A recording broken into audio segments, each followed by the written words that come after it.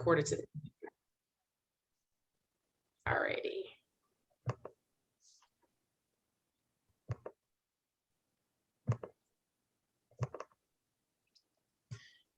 And trying to move this.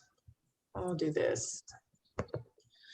So State Representative Kyra Bolden is an attorney currently serving her second term in the Michigan State House. She received her bachelor's degree from Grand Valley State University and Juris Doctorate from the University of Detroit Mercy School of Law. As a member of the House Judiciary Committee, Representative Bolden has advocated for Michiganders and focused her work on criminal justice reform, crafting and passing bipartisan legislation to protect survivors of sexual violence. After becoming a member of the state bar, Representative Bolden practiced as a criminal defense attorney, judicial law clerk in Wayne County's Third Circuit Court, and as a civil litigation attorney with Lewis and Monday PC in several practice areas before successfully running for office for the first time in 2018.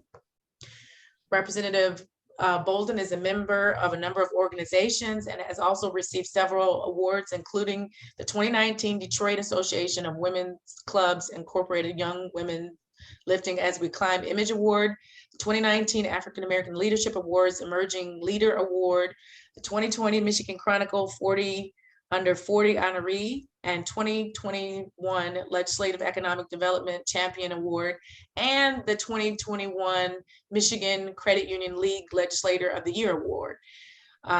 Representative Bolden and her husband, Dr. Greg Bolden, are expecting their first child. So I am going to stop sharing that. And let me just do the pin here for Representative Bolden. And I'm trying to see why it's not letting me do that. Wait, let's see. Spotlight. Okay, bam, there you are. Okay. I was like, oh, my face is so big. Without further ado, I give you Representative Kyra Bolden, who is running for the Michigan Supreme Court. So Representative Bolden. Thank you so much for letting me speak. Just want to give apologies for the full face of makeup and the attire. I'm literally in the car coming from my own baby shower. So it was good that it said in the bio we were expecting our first child. I literally had my baby shower today. But, you know, there's nothing more important, than making sure that I make time to reach out to people and making sure that they know why this campaign is so important.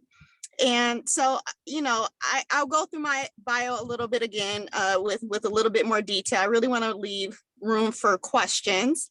And, you know, it said I was a part of several organizations, and I have been a part of this organization for years. And again, I just thank you for giving me the opportunity to speak, and thank you for all that you do with this organization. So I represent the 35th House District, which are the communities of Southfield, Lathrop Village, Beverly Hills, Bingham Farms, and Franklin. Lifelong resident of Southfield, went to Grand Valley, went to University of Detroit Mercy School of Law, and as the bio said, was a criminal defense attorney, mainly in 46th District Court, which serves the communities that I currently serve now. When I was in a law clerk, judicial law clerk in Wayne County Third Circuit Court, I clerked for the Honorable Judge John A. Murphy, who is the longest serving judge in the state of Michigan and the longest serving Black judge in the state of Michigan. It's history, actually.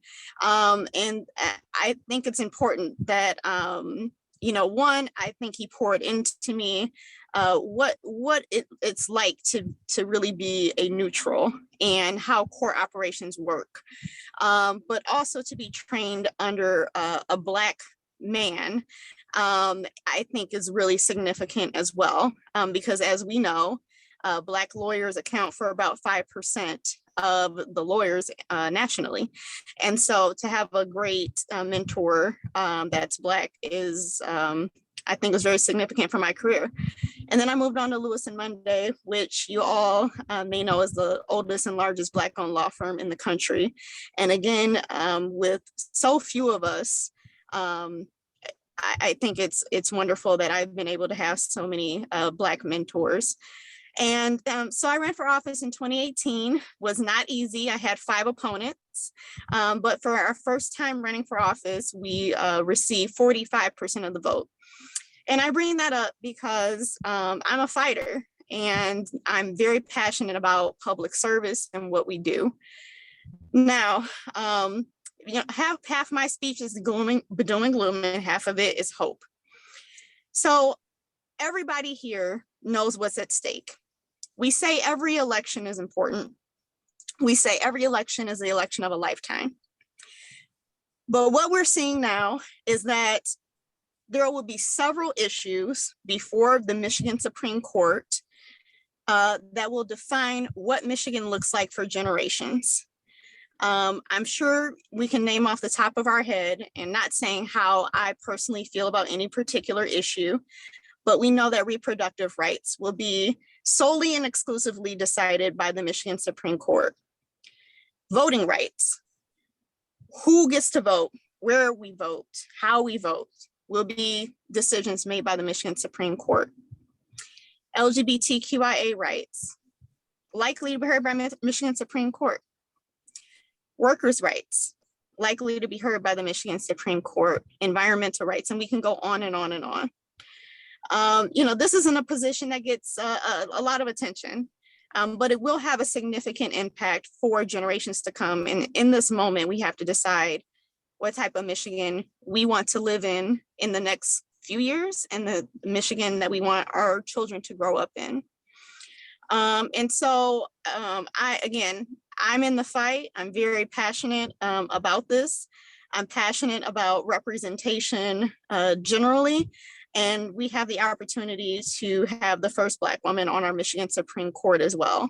And so I'm hopeful because we can actually make history while also just changing and making Michigan the Michigan that we wish to see. So that is my kind of background and why I'm doing this. And I would love to take any questions that anybody may have.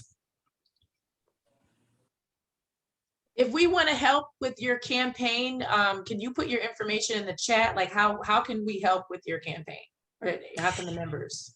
Yes, the first thing to do would be to go to boldenforjustice.com. boldenforjustice.com, and I will drop that in the chat. Any of your questions. Oh, well, there we go. Right, bam. Thank you. I'm working 2 different brains here. Thank you. I appreciate that.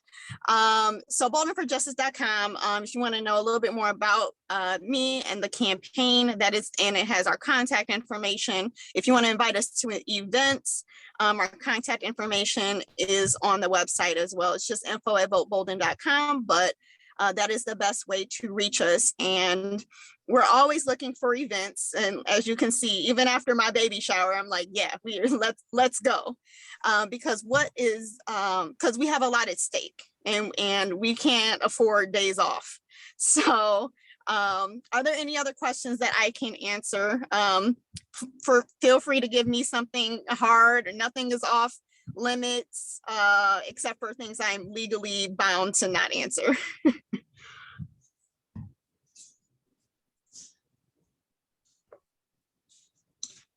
I'm sorry, go ahead. Who was that? Go ahead. It was Delisha. How are you juggling your current position, being a new mom to be, and running? How is that going for you? This is what I'll say, and what I have said to many folks, and this is nothing towards anybody in particular, but no one's going to work harder than me, pregnant or not. And enough folks know that, enough to know that they put their trust in me. And so I think it's everything. It's time management. It is you managing your energy, and just making sure that you're showing up as many places as possible. But I will say that, look, I'm not breaking any barriers here. There are millions of women, that do their jobs, or have to do their jobs while they're pregnant. I know people that were in law school pregnant, I know Governor Gretchen Whitmer had a baby while she was in office, and so did Congresswoman Rashida Tlaib. So I have leaned on my mentors of how to navigate things, but with all that being said, I've had a pretty good pregnancy. Pretty ideal, actually. And we go to work, we vote, and in the evenings and on our off days from the legislature, we campaign, and on weekends. And so this is just the schedule. And I also will say, regardless of if I was running for the Michigan Supreme Court, I would have been running for the State House, and I would have been knocking doors in 80-degree weather at 8 months pregnant. So we're not doing that. So I think everything is going very well considering. Thank you. I have a comment question. As an African-American female, we see that we are, as you indicated, and we all know that we are low in numbers of representation. And what advice, information, encouragement would you give to us that are young women, young, old, any age that may be interested in running or a little hesitant? What advice or information and encouragement would you provide to all of us? Yeah, well, I will be the first one to say that I didn't raise my hand to run for state representative. I was asked multiple times. I did not raise my hand to run for Supreme Court. Obviously, some people have told me, running for Michigan Supreme Court, obviously having a legislative job and being pregnant is a lot. But what we have to do in this moment, and obviously I'm not the first one, I am so thankful for all the Black women that broke barriers for me.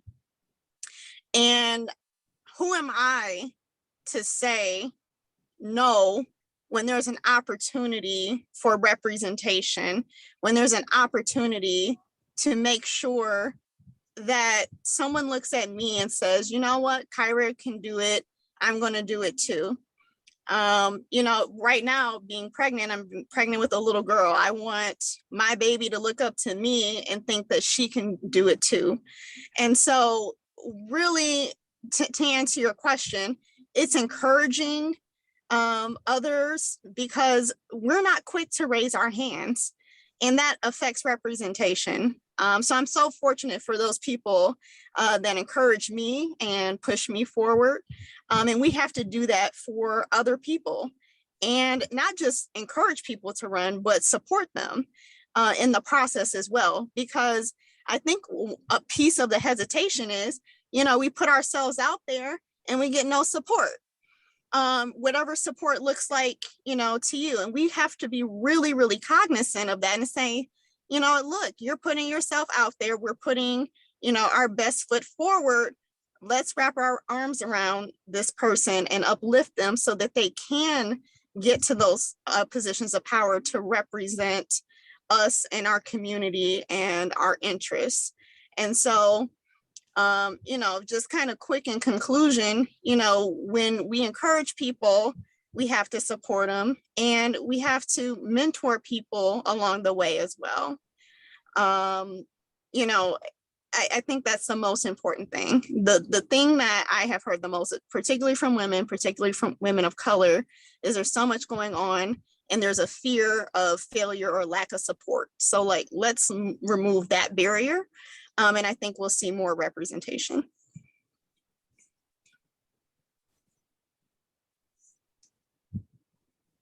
Thank you.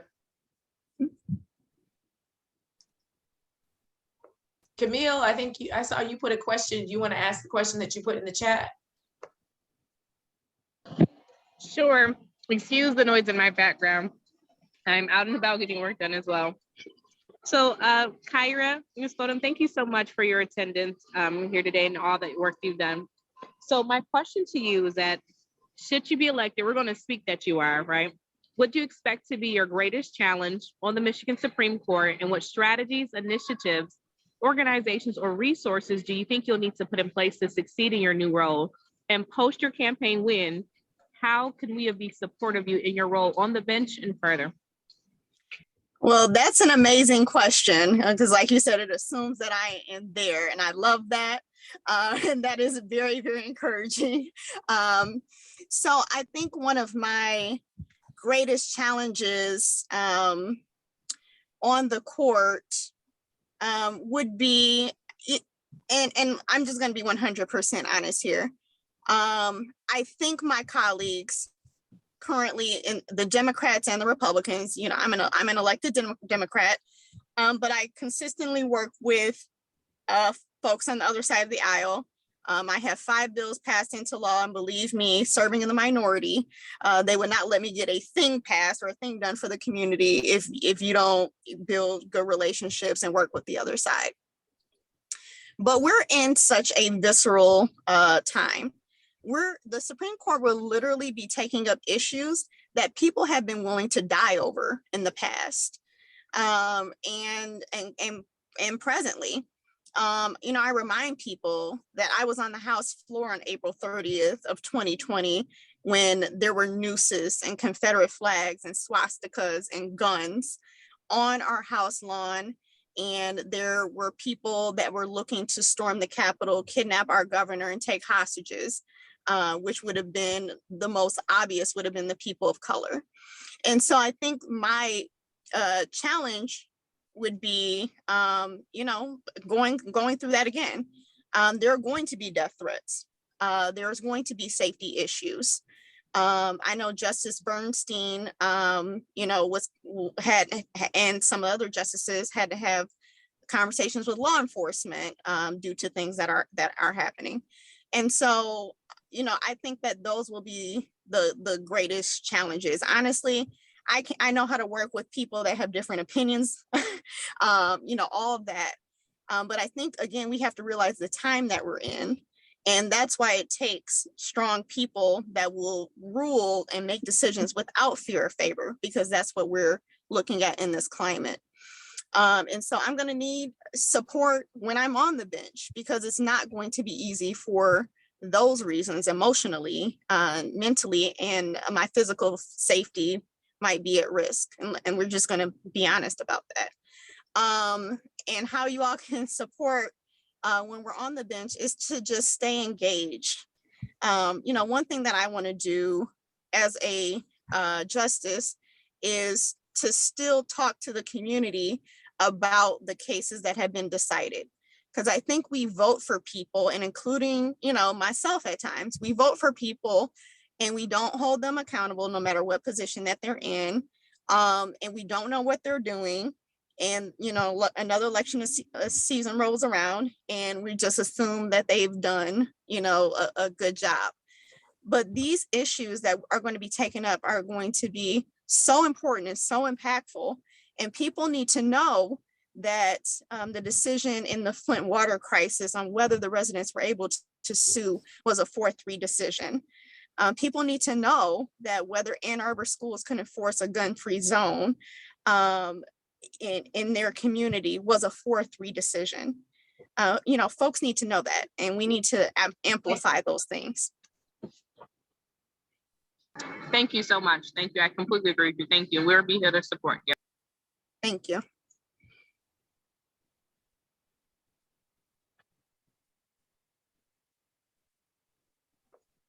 Do we have Any more questions? I'm telling you, nothing is off limits unless I'm legally bound to not answer. Well, I'll ask, like, what made you decide, like, because I know you're a state rep now, and what has moved you, I mean, to take this trip as far as running for the Michigan Supreme Court as opposed to just pursuing a judgeship at the district court level or circuit or court of appeals? Yeah, or walking into my very safe Democratic third term seat. Yeah. Yeah. So I will try to shorten the story as much as possible. But like I said before, I wasn't the first person to raise my hand. And I will say that Congresswoman Brenda Lawrence called me to her personal residence. She's a constituent of mine. And in June of 2021, and said to me, and I represent her, so she, if I wasn't doing my job, she certainly would not be calling me, or but she called me to her house and asked me, would I consider running for Michigan Supreme Court? Because again, we need to be asked. Even due to redistricting, the seat that I would have run for my third and final term would have been 75-80% Democrat. And it's likely that I wouldn't have had a primary. But what was going on in the background of that is I honestly was having reproductive issues, which I've been very vocal about on the House floor. I had a miscarriage in 2019, and I suffer from uterine fibroids, and I had to have a myomectomy in December of 2020. And so we knew, meaning me and my husband knew, that we wanted to start trying again in the fall. And so I told the Congresswoman no, because she said, I want you to think about running next year. And I'm thinking, I might be pregnant. I will be giving up my job for a very risky, opportunity to run for state Supreme Court. And so I'm sure she left that conversation. I wasn't her favorite person. But honestly, after I got through my first trimester, because again, like I said, I had a miscarriage, and that was very, very traumatic, to say the least. With everything going on, one thing that was really important to me was representation. And there were enough folks that thought that I would bring it across the finish line. And one thing is, we have not been able to successfully have a Black woman on the Michigan Supreme Court. And so I had to take people to task, honestly, because we don't have the resources. We don't usually get the backing, and it's not fair. And, I'm just hoping with the relationships that I built as a state representative, that we are able to get it across the finish line. But again, I think also just being pregnant, while I think it should have been a deterrent, I started thinking about representation in a different way. I started thinking about what type of Michigan I want my child or potential children to live in. And we just have so much at stake. And so it kind of became a conversation with myself, like, who am I to say no to this when so much is at stake? And, again, prayed about it, talked to my friends and family about it, and decided that this was worth the risk. And so I'm risking a lot, and I'm risking not having a job while, being a new mom. But again, for representation, for how important this role is, I wanted to make sure that was represented.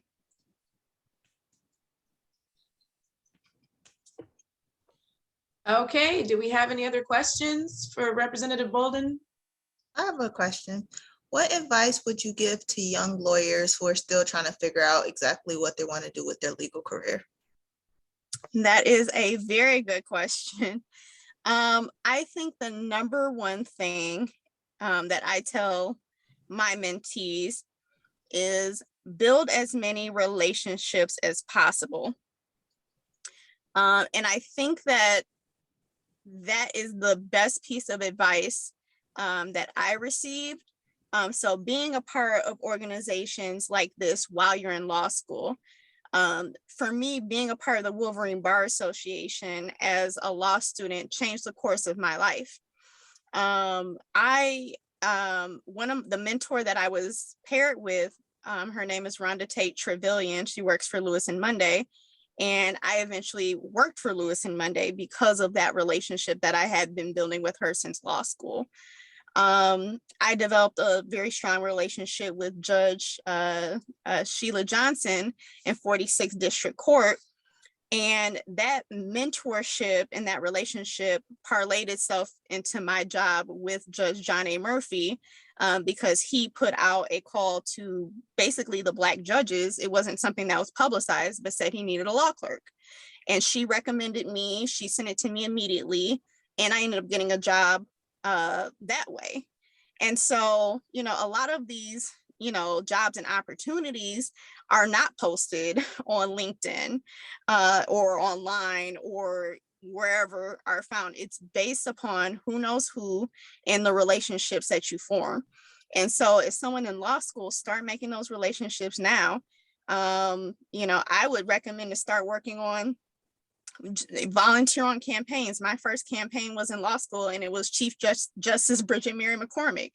And so you can imagine, you know, the conversations that we're currently having, because she knows that I volunteered for her, and she's very excited about my candidacy. And I think that relationships, and I feel like we're not told that enough, but really developing relationships, I think, is the key to success in this profession, or I mean, just in life in general. Okay, thank you. I have a question, Representative Bolden. Like, what motivated you to run for state rep? Because, you know, what I had heard about, you know, as you know, I'm running, and I've heard people saying to me, well, you know, we're in the minority and you're only going to be able to get so much stuff done. And I mean, I know we have the potential to be in the majority this November, but what motivated you to run for state rep? Yeah, that's a good question. Sorry, I had to decline a call. I think it's okay. All right. Honestly, again, it was not something I raised my hand for, and it's slightly embarrassing, but I was working at Lewis and Monday. I was the only associate at the firm. They wanted to groom me for a partner track and to take over the firm eventually. And so it was really not on my radar to run for state rep.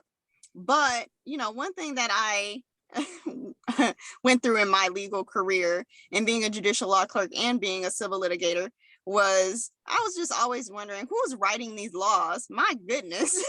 Like, you know, things weren't working the way that you would think they would work. And I know everybody has seen this in their law practice. And I'm just thinking, I see so many of my friends fleeing the state, going to California and going to Atlanta and going to New York and DC.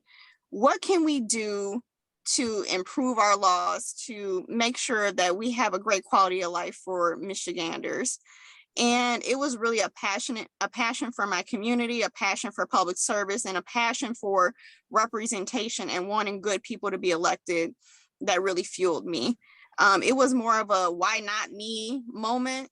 And I know that representing my hometown of Southfield, that I will get the job done. I know that I will work 7 days a week. I know I will bring appropriations home. I know I'll get bills passed and meaningful legislation passed. And it was really out of protection for representing my community. I wanted to be the representative that I've always wanted to see, someone that was active in the community, someone that was bringing things home to the district and improving the quality of life, because I want to live here.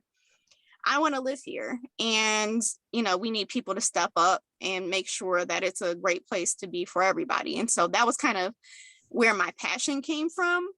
It was just like, I can't leave this to anybody else. I can't keep complaining from the sideline. I have to get in the game and, you know, make sure that I'm a part of the process. I have a quick question of Representative Bolden. As you know, the Supreme Court and justices in general, a lot of people overlook that particular position on the ballot. Are there any direct efforts to bring to the forefront how important of voting for the justices are on the ballot? Yeah, so I think that one thing that is a little bit different in this election is I think a lot of people are more aware of the impact of courts and Supreme Court. currently than they have been in the past. And so it's not a long conversation to convince people that this is important. What is important is convincing people who is the right choice for these positions now. That is what we are trying to do in this moment. You know, thankfully and unthankfully, you know, certain things have happened that have bring a heightened awareness to this position. But we are doing outreach. You know, I had 3 events yesterday in 3 different counties. I've been to the UP, Kent County, Muskegon. But we need everybody to uplift the importance of the courts, and not just the people that are running for those positions, because they do matter and they affect us very deeply and very personally. And so again, I'm doing everything I can to raise awareness. There are things that have caused you know, additional awareness of how important the courts are.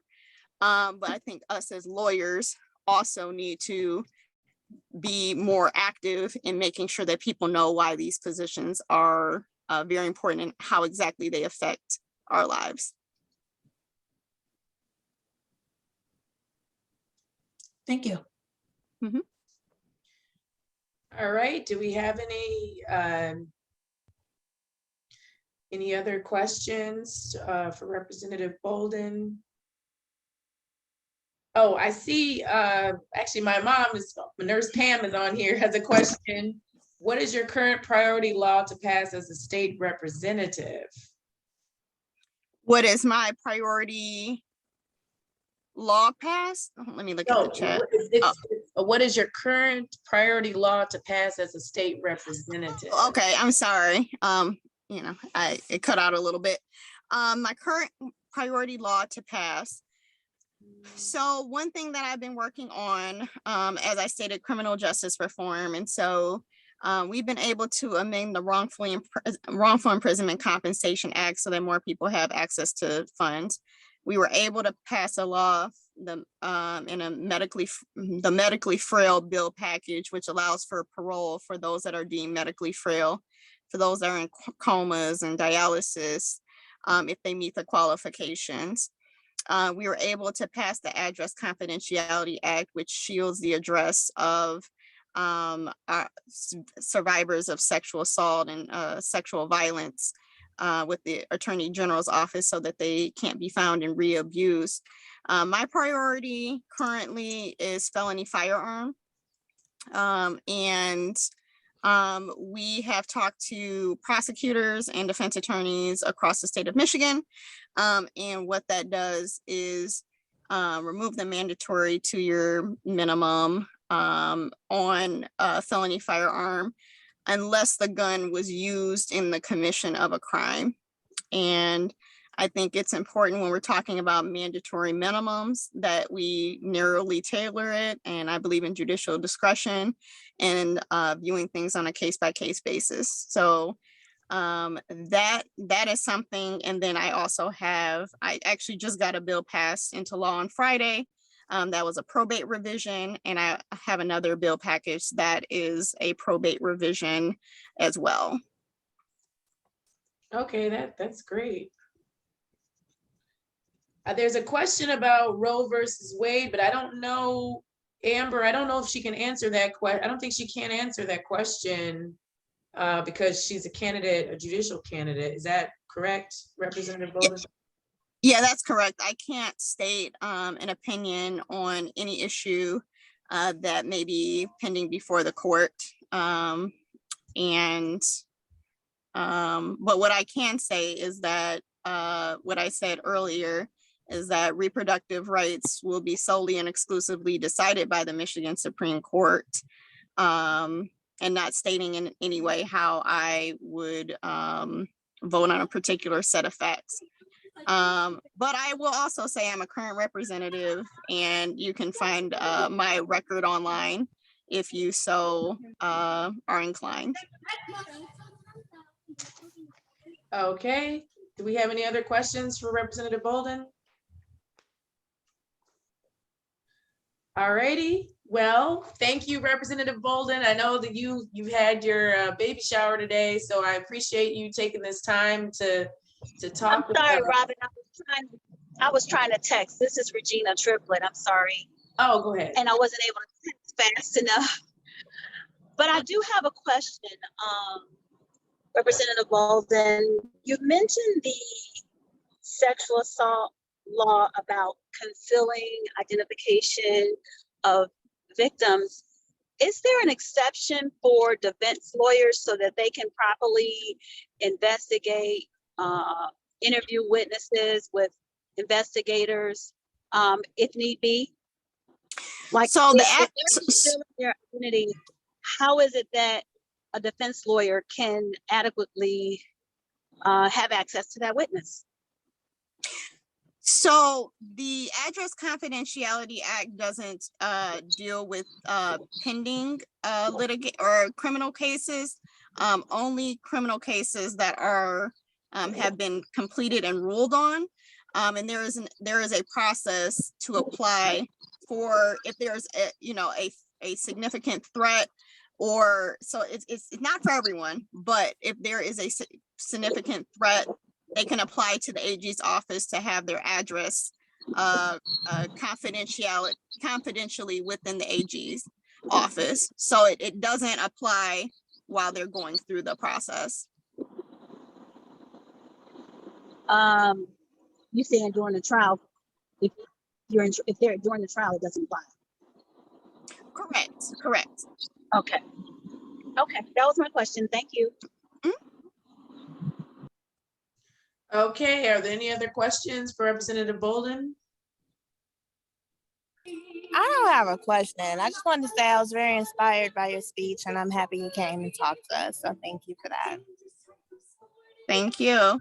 And if I know a lot of you are plugged in with other organizations, if you would like us to speak to that organization, if you know of any events, if you know of any church picnics, we're trying to show up everywhere that we can. And so please go to boldenforjustice.com, email us your events or invitations or whatever. We do small group, we do large group. We just want to make sure that we're getting the word out about this campaign and why it's important. Well, thank you, Representative Bolden, for coming out to speak to us. And we're definitely excited about what you're doing. I mean, we're really excited to see Ketanji Brown Jackson get on the U.S. Supreme Court. And I know when I was interviewed about that, I was like, it's good, but it's not good enough. We need a sister. And you have stepped up to the task. So definitely, I know we'll encourage the membership to do whatever we can to support you. And just keep us in the loop. And, we do have our award ceremony on Tuesday. I did share that information with your campaign manager. And so if you're able to join us, that's going to be Tuesday from 6 to 9. That would be great. And, to the rest of the membership, this is our last meeting till September. So thank you all for coming out. And I hope you enjoy the rest of the day. And everybody just be safe and be blessed. Okay. Also, if even though we're not going to have current meetings, if you have information or situations or events that you want us to post, our website will be maintained. And we'll be working on several different things to bring back. This is Vice President Delisha. We'll be working on things during the summertime while we're not personally being or getting together. So do not hesitate to contact us through our website, email, all of that, and we will be looking forward to continuing the work and getting back together. So as the president said, be safe and be blessed. And I see, is Monique Jordan, do you have a question? Yes, I have more or less statement. I want to say thank you. I'm a new member. So thank you. So this is your last, and this is my first meeting. So I'll be glad to see you guys again in September. Okay, all right. Well, thank you, Monique. I'm glad you came out or joined us, zoomed in, and hopefully you can come on Tuesday for our event. And so ladies, I will see you in September, well, Tuesday, I'll see you Tuesday, and then after that, September. And so everybody, again, be blessed and be safe. And thanks again, Representative Bolden. Thank you. Thank you so much. Thank you very much. Thank you. Thank you for stepping up. Thank you so much. Yes, thank you Thank very you. much. We appreciate it. Bye.